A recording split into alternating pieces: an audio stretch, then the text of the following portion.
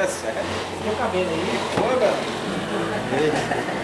Ih, João, tá meio Chega aí, escuro. ó. Tá meio escuro, hein? Não foi ele que falou a semana passada que queria ser filmado? Ele falou pra mim. Foi? O meu irmão comigo. É? Aquele meu. Tu conversa com ele? Não. Eu tenho ele no Tem ele no. YouTube. O Joel? E aí, Júnior?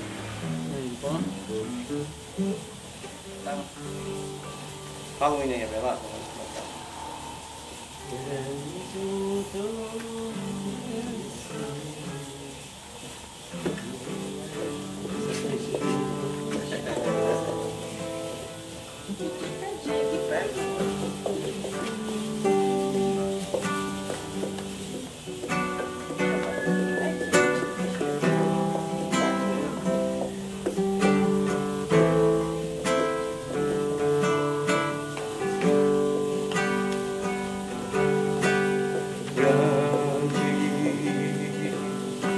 Senhor,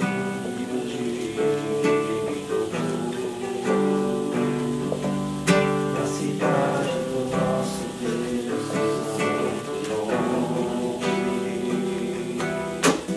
a alegria de toda a terra,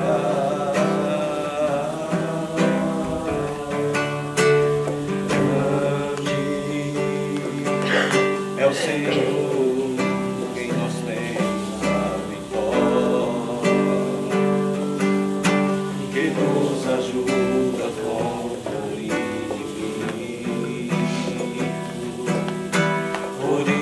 Diante dele nos prostramos,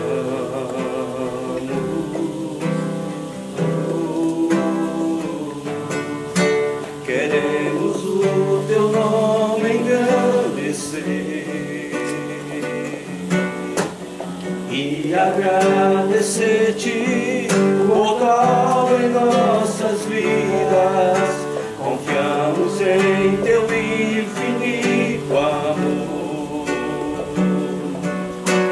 Só tu és o Deus eterno sobre toda a terra e céu. Queremos o teu nome engrandecer e agradecer-te por tua obra em nossas vidas. Confiamos em teu infinito amor. Só tu és o Deus eterno sobre toda a terra e céu.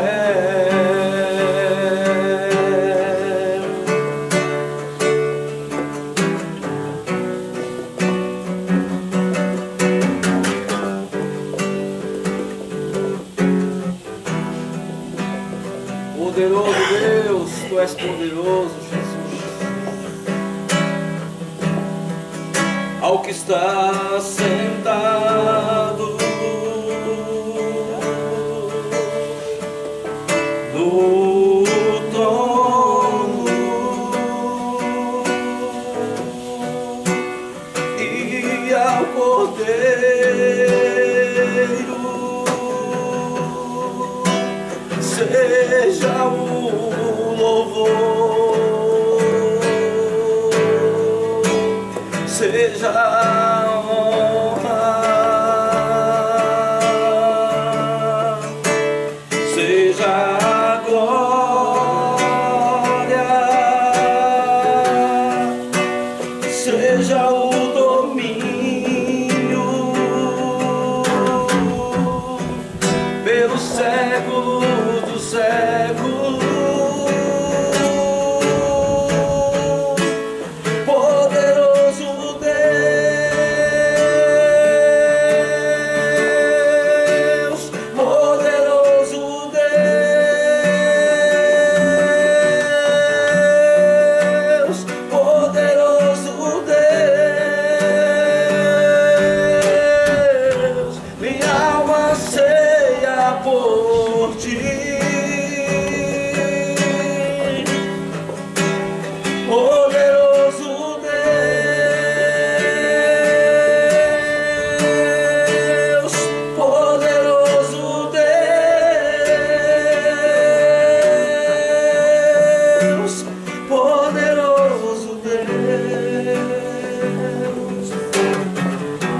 minha alma anseia por ti. Ao que está sentado no trono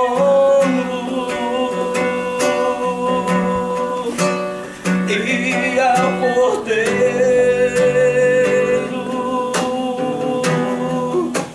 seja o louvor, seja a honra, seja a glória, seja o domínio pelo século do século. Poderoso Deus,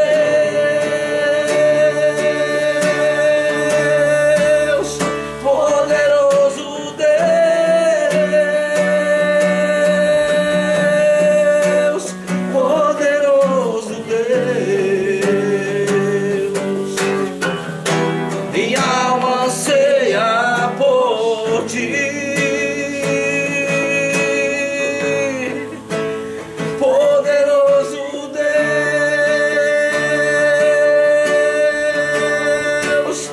poderoso Deus, poderoso Deus,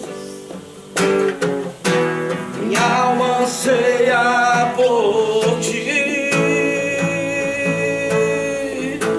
Minha alma anseia por ti. Minha alma anseia por ti. Minha alma anseia por ti.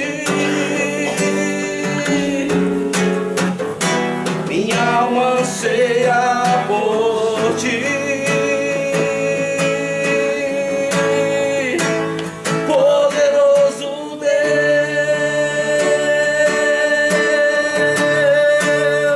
poderoso Deus,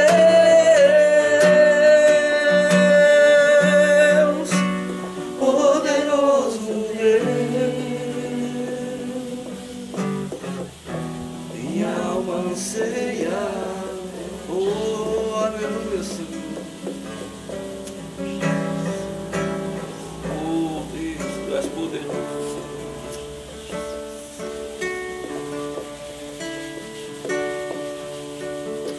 Santo.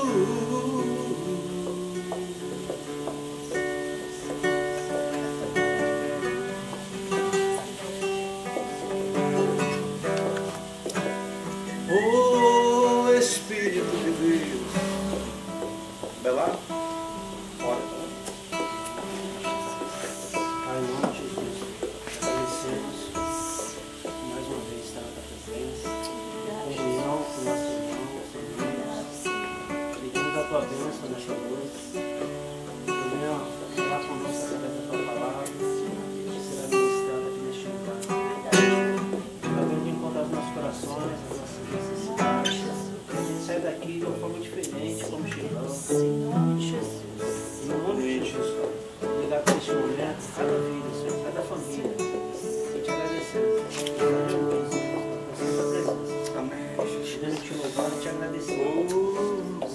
Aleluia. Obrigado, Jesus. Amém. Ai.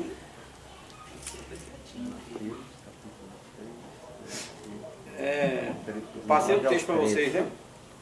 9 aos 13. Parece que eu não passei para ele. Passou. Hoje nem pego você. É Mateus 6, né? 6, do 9 ao 13. Acompanhando com você.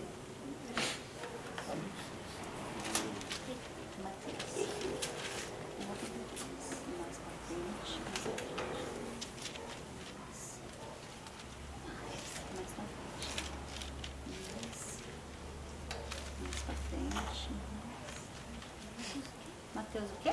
6. Aqui, Junior. Vai começar no 9. Mateus 6, 9. Deixa eu pegar o meu aqui. Obrigado. Senta aqui. Senta aqui pra você acompanhar.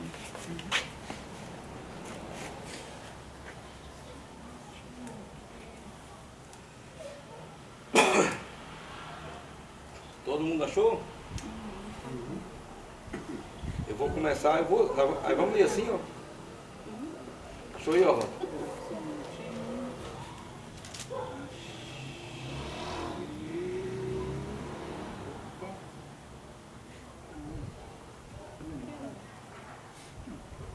Preparei tanto aqui. Preparei tanto. É mesmo, hein? É mesmo, você preparou mesmo. Agora que eu lembro. Eu vou começar aqui, Pode ó. começar. Eu vou começar no 9. Portanto, vós orais assim: Pai nosso que estás no céu, santificado seja o teu nome. 10. Venha o teu. Venha o teu reino, seja feita tua vontade, assim na terra como no céu. O pão nosso de cada dia nos dai hoje. E perdoa-nos as nossas dívidas, assim como nós perdoamos aos nossos devedores. Não nos induzas à tentação, mas livra-nos do mal, porque o teu reino é o poder e a glória para sempre. Amém. Pois se vocês perdoarem aos homens, o celestial também perdoará. Pois se vocês perdoarem aos homens as falhas deles, o seu Pai Celestial também perdoará a vocês. Ao passo que, se não perdoarem aos homens as falhas deles, o seu Pai também não perdoará as falhas de vocês. Amém. Gente, se tiver meio frio, você não quiser, nós vamos lá dentro. Pode deixar. Outra vez na vida tava calor, não fez aqui. Mas bota chovendo, né, mano?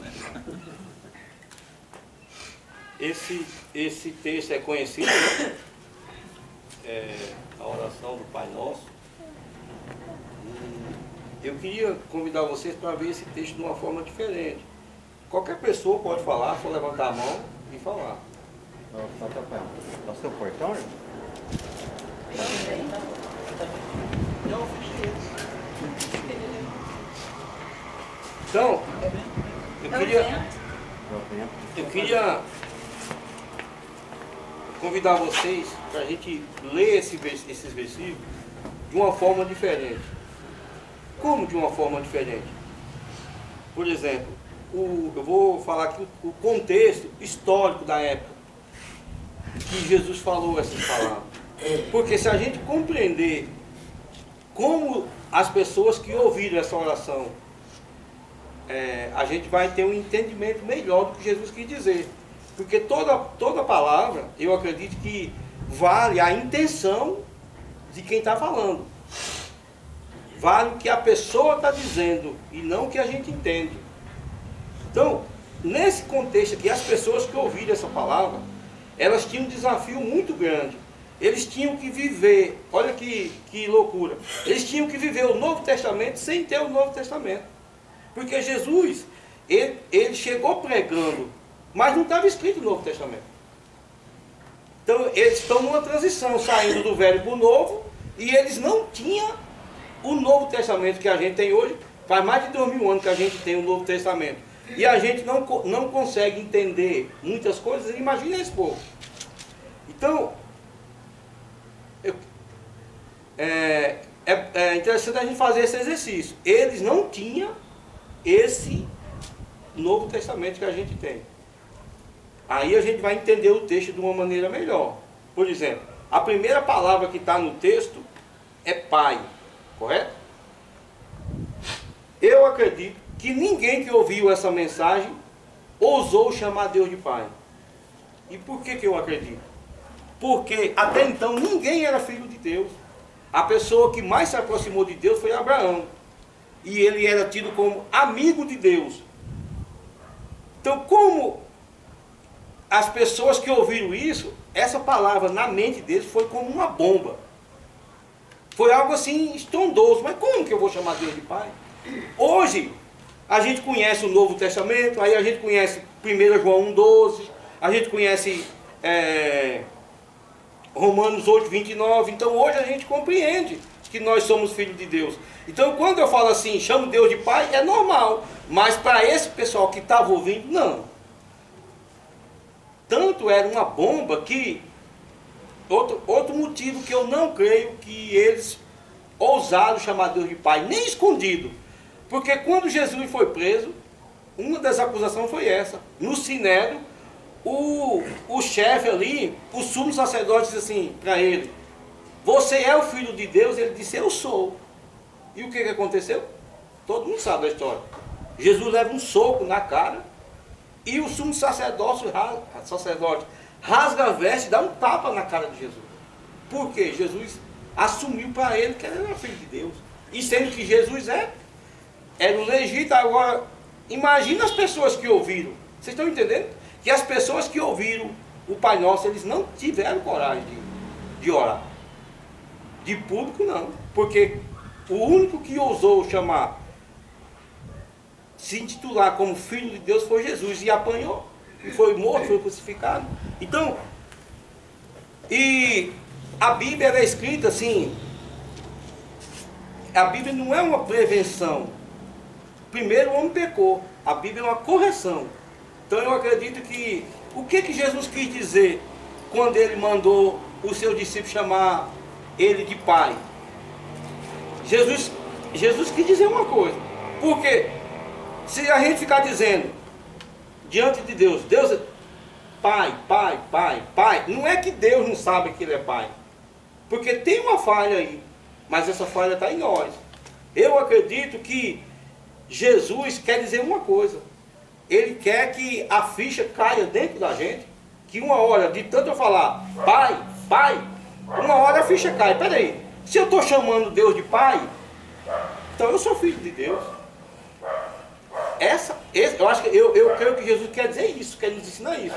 E um dia essa ficha tem que cair.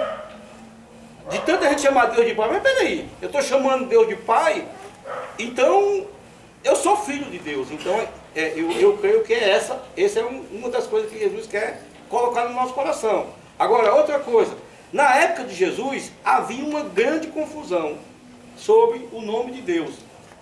Por quê? E essa confusão se arrasta até hoje.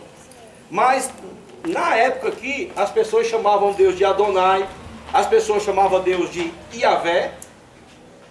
E uma outra maneira de pronunciar Deus, que está escrito no Velho Testamento, que é o Eu Sou. Então eles conheciam Deus como Eu Sou, como Iavé e como Adonai. Então existia essa dúvida, qual é o nome de Deus? Qual é o nome correto? Até hoje, essa dúvida vem. Hoje tem. Aí nós chamamos de Senhor. Mas tem gente que fala que é Jeová. Aí por aí vai. E qual é o nome de Deus? Agora, o interessante é que na oração, não importa qual é o nome de Deus. Porque Jesus não está dizendo assim, quando você orar, diga Jeová, que está no céu. Ou Adonai. Não, ele manda a gente chamar ele de Pai. Aí... Eu tenho alguns amigos que se tivesse aqui diria, mas Pai é um título. É verdade, Pai é um título. Mas Pai é um título exigente. Ou seja, é um título que exige outro título. Por exemplo, esqueci o nome. Orlando, não, chamado de Orlando Júnior. Orlando, ele não pode ser chamado de pai. Pelo um simples motivo, porque ele não é pai, ele não tem filho. Já você pode ser chamado de pai. Ou seja, pai é um título que exige outro título. E qual é o outro título? Filho. Eu só posso chamar Deus de pai se eu sou filho de Deus.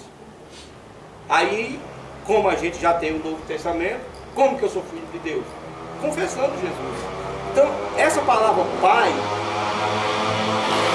ela ensina muita coisa. ensina que Deus é o nosso Pai e que nós somos filhos. E que na oração não é para chamar Deus pelo nome, é para chamar pelo título. Porque na oração a gente entende que está falando direto com Deus. Se alguém me liga, alguém do banco, por exemplo, fala assim: Jonas, qual é o nome do seu pai? Aí eu falo Geraldo Lopes, mas eu estou falando com um terceiro. Agora, se eu estou falando com meu pai, eu não vou chamar ele de Geraldo, eu vou chamar de pai. Pai nos aproxima de Deus. Então caiu a questão do terceiro. Porque quando Jesus morre, o véu do santuário não rasga de alto a baixo. Então acabou o sumo sacerdócio. Então direto com Deus, eu posso chamar ele de pai. Agora a segunda palavra que está no texto, qual que é? Depois de pai. Nosso. Nosso. A segunda palavra é nosso. Se a gente entendesse, se as pessoas entendessem o que significa essa palavra nosso, a gente filtraria muita oração que a gente faz. Anularia muita coisa.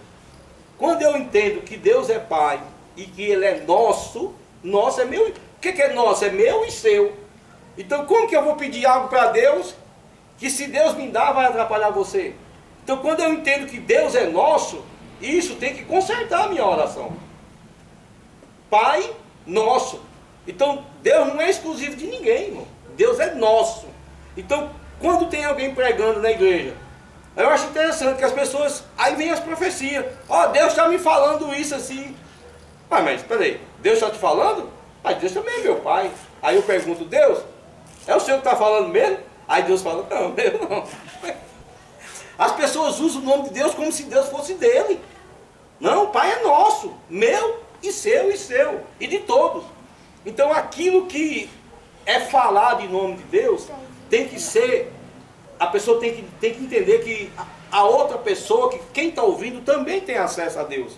E ela pode muito bem perguntar. É como você tem seus dois filhos. O Orlando chega e fala assim: pai falou isso, isso e isso. Aí a sua filha pode chegar no centro e perguntar: pai, o senhor falou isso mesmo? Se os pregadores entendessem isso, né?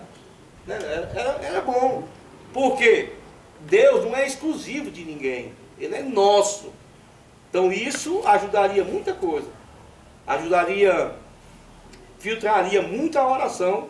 Porque às vezes a gente faz uma oração, a gente pede umas coisas que, se Deus for responder, acaba com meio mundo de gente.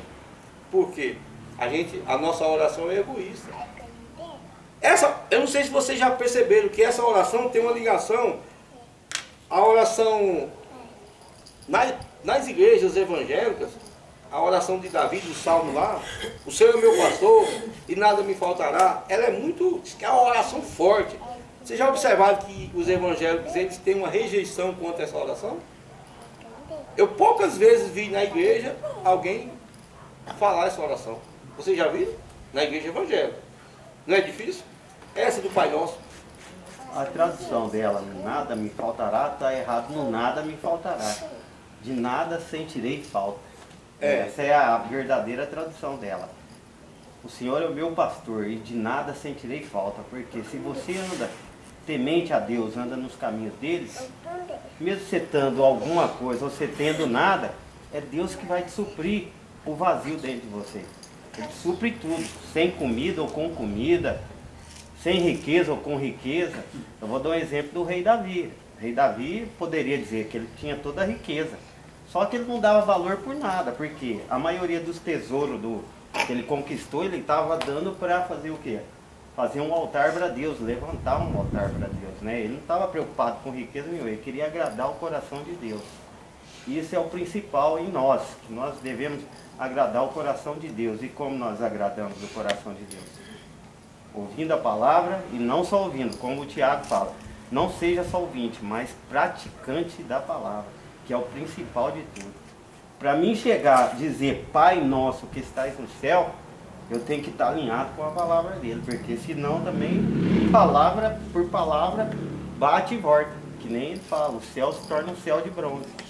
Lá em Isaías 59, 2 e 3 fala sobre isso. que se a oração nossa não estiver alinhada com Deus, em obediência à palavra dele, vai bater e voltar de volta. Né? Esse Pai Nosso aí, de nada vai valer. O Dinei tá no Salmo, né? Você está falando do Salmo. Do Salmo e já cai com o Pai Nosso. Porque o salmista, ela é uma oração um pouco egoísta. Ele fala assim, o Senhor, ele chama Deus de Senhor e fala, é meu. Aí Jesus está consertando a oração. Ele diz, Pai, em vez de Senhor, de Pai e Nosso. Ele joga de uma maneira diferente. Então há essa ligação, o pessoal faz uma ligação. Mas na igreja, na igreja católica, por exemplo, eles batem firme nessa oração. Já os protestantes, eu não sei se por conta da outra igreja, mas é difícil eu poucas vezes ouvi alguém pregar esse texto na igreja. Mas enfim, voltando, eu creio que Deus é Pai e Ele é nosso Pai. Então quando a gente for orar, temos que ter essa convicção. Ele é nosso. Agora, a outra frase é que está no céu. Também na época de Jesus havia uma grande confusão. Aonde Deus está? Porque na divisão das tribos, 12 tribos, ficou 2 e 10. Então, Israel passa a ter 2 capitais, Jerusalém e Samaria. Então os judeus adoravam Deus num lugar, os samaritanos no outro. Então ficou essa guerra, essa confusão. Aonde Deus está? Eles, em vez de prestar atenção que Deus era onisciente e estava em todos os lugares, não, Deus está aqui, Deus está aqui. Tanto que quando Jesus se encontra com a mulher lá no poço, a mulher diz assim para Jesus, a samaritana, olha, os nossos pais dizem que é aqui, vocês dizem que é lá em Jerusalém, afinal de contas, qual é o lugar? Percebe que tinha uma confusão a respeito do local aonde se adora a Deus. Então Jesus conserta para a mulher, e no texto aqui, o texto que a gente leu, Jesus disse que Deus está no céu. Então a gente tem que, eu pelo menos me esforço para crer assim. Aonde que Deus está? No céu. Se Jesus disse que Ele está no céu, então, porque, Deus está aqui, o outro, essa guerra de que Deus está aqui, isso não existe. Tem um apóstolo aí que diz que a mão de Deus está lá na igreja dele. Só a mão. Acho que eles cortaram dele.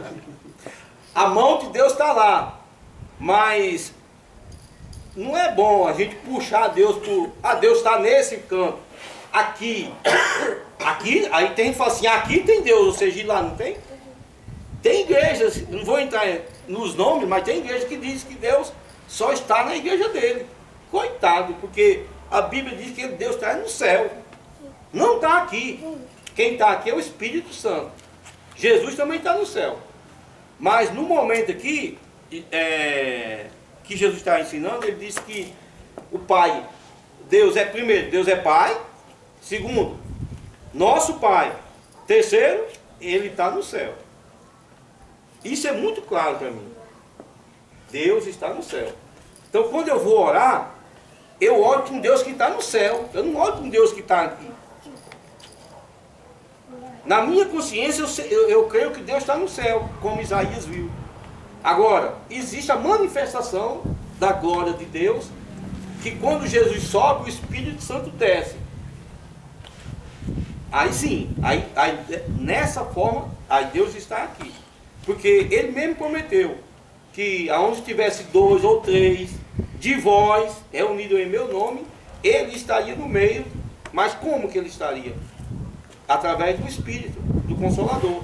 Então se alguém não crê, se junta um grupo de pessoas, eu já cansei de ouvir gente dizendo, olha, onde tiver 2 pessoas, Deus está no meio. Não é isso que a Bíblia diz. A Bíblia diz o seguinte, que Jesus, olhando para os seus discípulos, disse assim, aonde tiver 2 de vós, ou seja, 2 discípulos, eu estarei no meio.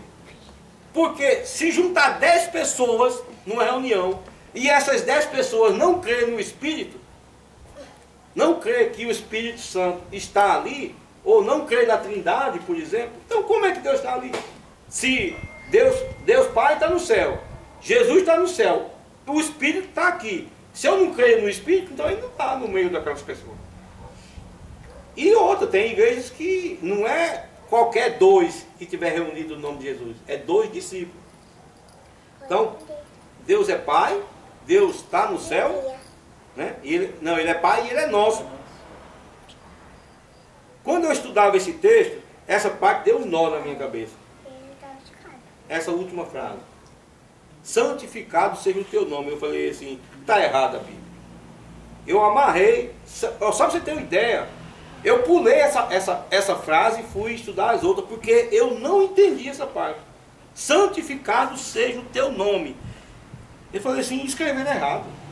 Porque aí eu dei um Google, santificado significa tornar santo. Aí eu não entrava na minha mente. Como que Deus vai ser santo? Como que eu vou santificar Deus? Pelo menos eu pensava assim, né? Eu enxergava a frase assim. Pai nosso, que está no céu, santificado seja o teu nome, venha a nós o teu reino. Seja... E eu falo, não, essa parte não entrou na minha mente. Aí, mais de 4 meses depois, eu estou lendo o texto de novo. E eu senti Deus falando comigo. Leia o texto, leia direito. Santificado seja. Aí eu percebi que não é santificado seja Deus. É o nome de Deus. Aí tem diferença. Eu entendia que a santificação era para Deus. Deus. Mas aí como que eu... Por isso que não entrava na minha mente. Porque como que eu vou dizer santificado seja Deus se Deus é santo? Mas o texto não diz santificado seja o Senhor. Diz santificado seja o teu nome. Aí sim. O nome de Deus, ele tanto pode ser santificado como blasfemado. Quando é que eu blasfemo o nome de Deus? Né, Godinho? Quando? Quando eu não me alinho à palavra dele. Não alinho a palavra dele, não está ligado com ele. E fala o nome dele em vão, né? Para alguma coisa ou qualquer coisa que hoje você vê muitas coisas na televisão, internet, usando o nome de Deus, mas não está com Deus, não tem nada a ver com Deus. Que é o que ele fala, que toda palavra ociosa que sai da boca do homem, ele vai prestar conta, principalmente usando o nome do Senhor. Em vão, né? Usar o nome dele em vão. E quando eu santifico o nome de Deus? Quando eu passo a temer na palavra dele, aí eu passo a crer nas palavras e obedecer, aí eu me alinho com ele. Aí a palavra dele, quando sai da minha boca, ela é santificada, porque ela vai sair com temor e com autoridade ao mesmo tempo. E você, Abelardo, como você entende assim? Como eu santifico Jonas, como é que eu santifico o nome de Deus? Ou como você, melhor dizendo. Acho que é mais ou menos o que ele falou. É? Mais ou menos as palavras que ele falou. Eu acho que é quando você fala de Deus para as pessoas. Quando você fala de Deus para as Porque pessoas? você vai estar falando para as pessoas de Deus, aí as pessoas vão conhecer mais. E você, Chico? Alguém mais? Você, Orlando. Ó, Orlando agora. Quando é que uma pessoa santifica o nome de Deus? Quando o nome dele, né, faz coisa boa, quando Eu estou aqui, ó. eu achei que assim, Eu estou nessa linha aqui. Não é quando eu apenas falo, é quando eu... Lógico, falar é importante, mas é quando eu, nas minhas ações, eu ando de acordo com aquilo que eu falo, aí sim. Sabe aquela história que a pessoa fala assim... faça o que eu digo. E não fala... Aí, mas assim, não.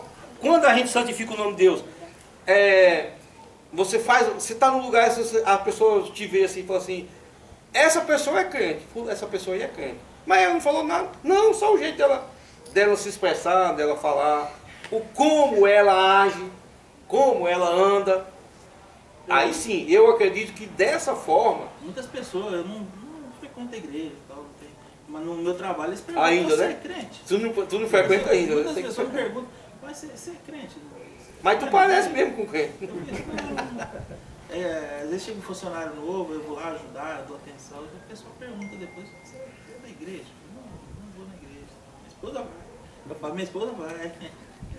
Então, igual eu conversava com o Claudinei, que conhece você há quantos anos? 20, né? Mais de 20, 30? Quase 40, Não, né? 40. Não, quase 40. Só entregar a idade do rapaz. E eu conheço Claudinei uns 20 e poucos, né? 20 anos. Aí nós conversando, e olha que coincidência, eu conversando sobre você, e só dele falar o nome, eu falei assim, eu conheço um Orlando lá no Pacaembu. Ele disse, é lá no Pacaembu. Aí eu falei assim, lá no Pacaembu? É. Nossa, meio que coincidência, né? Aí, por coincidência, eu tinha vindo trabalhar aqui. E a pessoa, se eu tenho feito algo errado aqui, né? Aí, quando nós chegamos aqui, Silvano, aí ele falava assim, esse é o João. Aí, Claudinei, sem saber de nada, vou trazer o irmão da igreja aqui. Aí já pensou, aí eu chegava aqui. Aí ele falava assim, é esse cara que... As nossas... Eu entendo que a santificação do nome de Deus é isso. É quando a gente age, não só fala. Falar é importante também. Mas quando a gente age da maneira que a palavra diz, da maneira que a Bíblia nos ensina, aí sim, aí a gente está santificando o nome de Deus. Porque o que é que Paulo fala em Coríntios 6? Ele disse, olha, vocês são cartas vivas. O que é uma carta viva? É a Bíblia escrita. Aqui está a Bíblia, mas eu não sei se vocês já ouviram, tem um livro, um filme que chama O Livro de Eli. Já viu esse livro? Esse filme? O filme, o cara está carregando uma Bíblia e no final ele perde a Bíblia. E o cara vai traduzir a Bíblia, no final ele vai traduzir a Bíblia. Ele diz, cadê a Bíblia? Ele disse, está aqui. Eu achei interessante essa parte. Ele disse, a Bíblia sou eu. Ele leu tanto que a Bíblia era ele. E é mais ou menos o que Paulo está dizendo, vocês são a carta viva. Tem gente que não lê a Bíblia, mas por exemplo, tem aqui na Bíblia, aí eu posso abrir aqui, não cobiçarás a mulher do próximo. A pessoa não quer ler esse versículo, um exemplo, né? Aí ele vai andar com o crente, aí ele lê na vida do cara, sem precisar ler na Bíblia.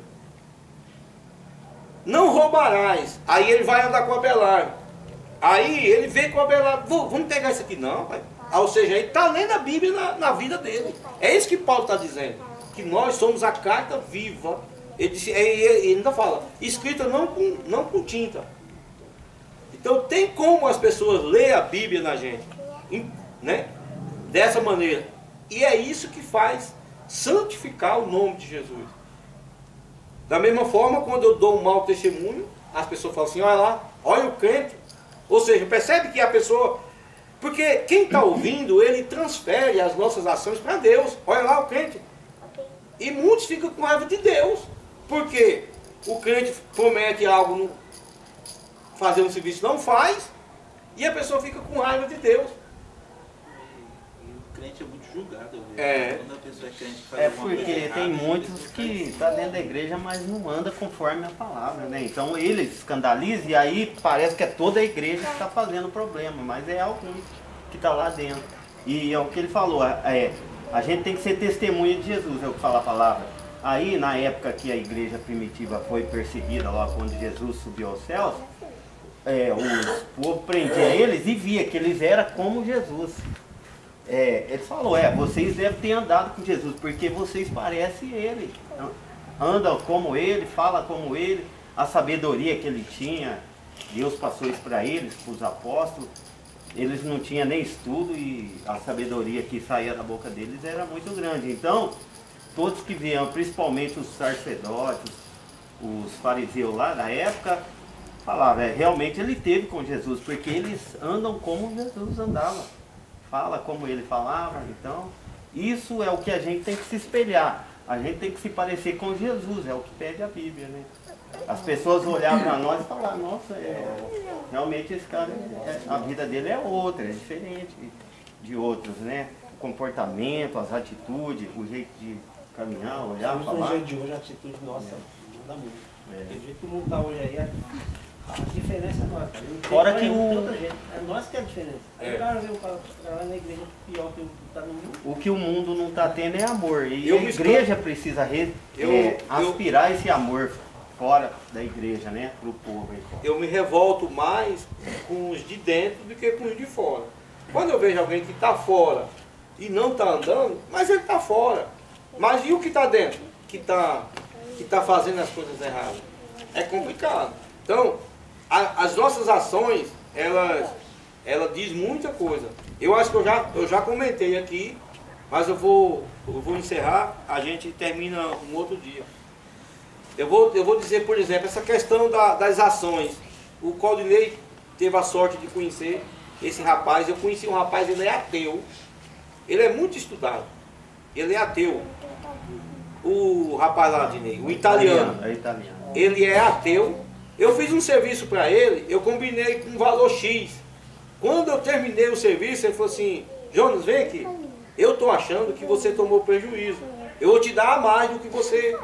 Aí eu falei assim: pai, obrigado. Eu não tinha tomado prejuízo, mas o dinheiro que ele me deu a mais, eu fiquei feliz. Eu fiz vários serviços para esse rapaz. Olha, as ações dele, eu chamava ele de pastor. Porque ele é um homem, sabe? Literalmente, um homem de Deus, aquele cara. É uma pena que ele não crê em Deus. Mas assim, a vida dele eu tinha combinado R$600 e ele me pagou os 600 e depois me deu R$200. Beleza, sabe o que aconteceu? Na outra semana, eu fiz um serviço para um pastor. Aqui, agora era um pastor. Aí eu combinei R$1.200. Na hora de pagar, o cara me pagou 800. E ele falou: Jonas, eu sei que a gente combinou 1.200, mas 800 não tá bom não. Eu disse: não foi isso que a gente combinou. Não, mas 800. Eu falei assim: filho, não foi isso, velho. Não faz isso não. Aí eu ainda usei essa expressão: você é um pastor. Não, mas isso aqui não tem nada a ver com Deus. Eu vou te pagar 800. Beleza. Sabe o que aconteceu? De 1.200, o pastor me pagou 800. Aí o que eu fiz na época? Sabe esses grupos da família, no WhatsApp? Eu coloquei lá no grupo da família: tô com uma dúvida. Aí o pessoal ficou assim. Aí eu contei a história, rapidão. Fiz um serviço para um ateu que me pagou a mais. Aí eu fiz um serviço para um pastor que me pagou a menos. Qual dos dois é filho de Deus? É o pastor, é o ateu. Aí eu sei o polêmica. Eu fiquei em dúvida. Pelo seguinte: pelas ações é o ateu. Agora ele precisa confessar a Jesus. Porque eu me escandalizei com o pastor. Como é que você combina um valor e depois paga 40% a menos? Entendeu? Então, essa pessoa, ela é pastor, mas olha, em mim, dentro de mim, ele blasfemou contra Deus. Ele fez algo que é muito forte. Depois eu convivi com essa pessoa, vi ele várias vezes, mas eu não consegui esquecer. Esse é o cara que me deu o cano. É muito forte isso. Então, um filho de Deus não pode fazer isso. As pessoas assim, vê você como um cristão, ela espera de você ser a pessoa mais honesta. Ué. No mínimo honesta. Você mostra honesta. o contrário, fala: peraí. Mas a igreja do Senhor, ela tem dois tipos de pessoas, né? Que tem o trigo e o joio. O trigo e o joio são parecidos. Ele só quando ele crescer e ficar adulto, maturidade, você vai saber quem é o trigo e quem é o joio. O trigo tem uma semente dentro, o joio ele é vazio. Ele não tem a semente. Vamos supor, representada essa semente é os frutos do Espírito Santo, né? E o joio ele não dá essa semente. Ele está dentro da igreja, mas ele não dá fruto no Espírito. Ele continua lá dentro, ele é o crente morno que Jesus fala que vai vomitar quando ele vier. Então é isso que nós temos que ter cuidado. Se nós não somos crente morno ou quente, porque frio é quem está lá no mundo. Agora, quem está dentro da igreja ou tem que estar quente ou não ter nada com Jesus. O morno é pior do que o quente e o frio, né? Porque ele estabilizou naquilo, ele acha que ele está certo do jeito que ele vive. Ele está dentro da igreja, mas ele vive do jeito dele. Um pé no mundo e outro dentro da igreja. Você quer ser o trigo? Pode os dois. Pode os dois. Me dá seu CPF aí para ver se você é trigo. Amém? Eu sei que o texto continua, mas vamos parar por aqui. O texto continua um pouco mais, mas na próxima semana a gente consegue. A gente completa o texto. Beleza? Vamos encerrar? um hino agora. Quem quer escolher um hino aí? Escolhe um hino aí, pessoal. 212 da harpa. Qual que é o 212? Tem aí. Ó, ele sabe o nome, rapaz. 212. Poxa, escolhe os mais fáceis. 15, que é o Foi na Cruz. Não tem a cifra, porque nós estamos caindo. 212. É uns que mais é tocado. Ó, O tem que ser um 15, conhecido, não é? o... Você sabe? Vixe, isso daí quem canta muito é o R.R. Deixa eu ver.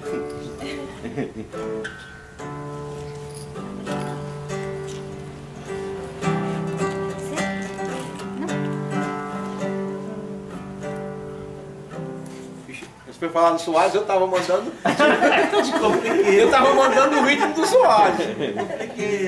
O jeito que vocês conhecem é ele mais lentinho ou ele mais rápido? Porque o Soares é mais acelerado, assim.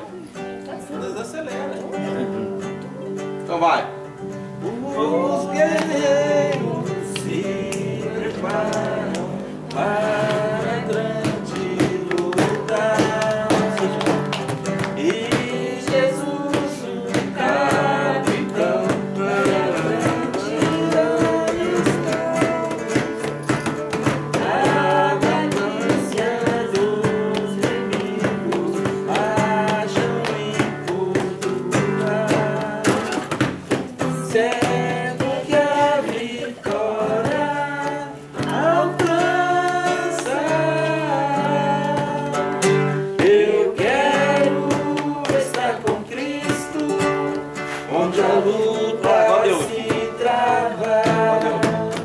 O lance imprevisto, a frente anda, até que eu possa ver a glória, se alegrando da vitória, onde Deus vai me consolar.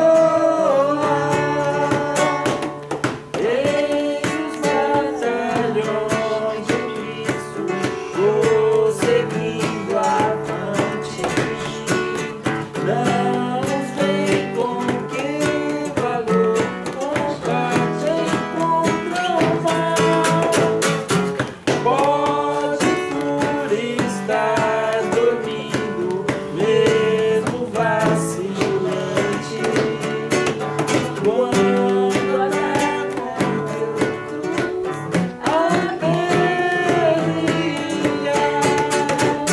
eu quero estar com Cristo, quando a luta se trava, no lance imprevisto, a frente remontar, até que eu possa ver a glória, se alegrando da vitória, onde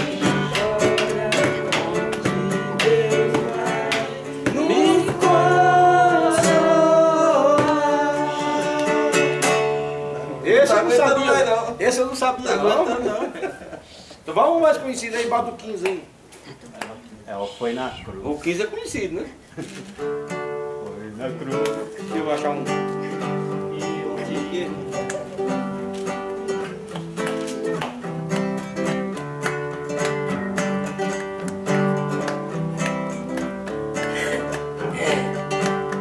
Foi na cruz, e perdido vaguei, muito longe do meu Salvador.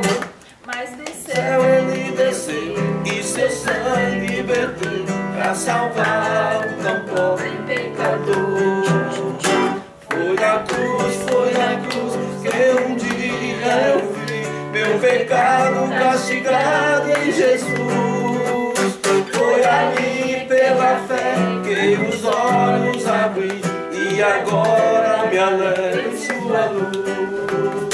Eu ouvia falar dessa graça sem par que do céu trouxe nosso Jesus. Mas eu sou me fiz converter e não quis ao Senhor e por mim morrer na cruz. Foi na cruz que um dia eu vi meu pecado castigado em Jesus. Foi ali pela fé que os olhos abri e agora me alegro em sua luz. Mas um dia senti meu pecado sobre a estrada da lei. Apressado fugi, em Jesus me escondi e abri o seguro dele achei. Foi na cruz que um dia eu vi meu pecado castigado em Jesus. Foi ali pela fé que os olhos abri e agora me alegro em sua luz.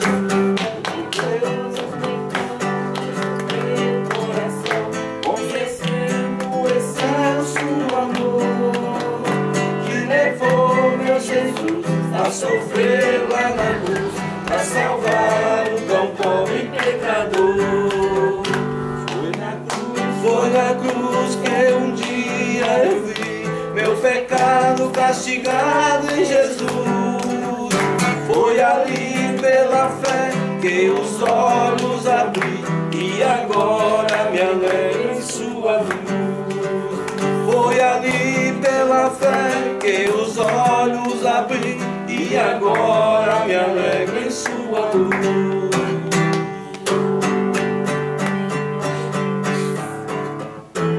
Agora para terminar.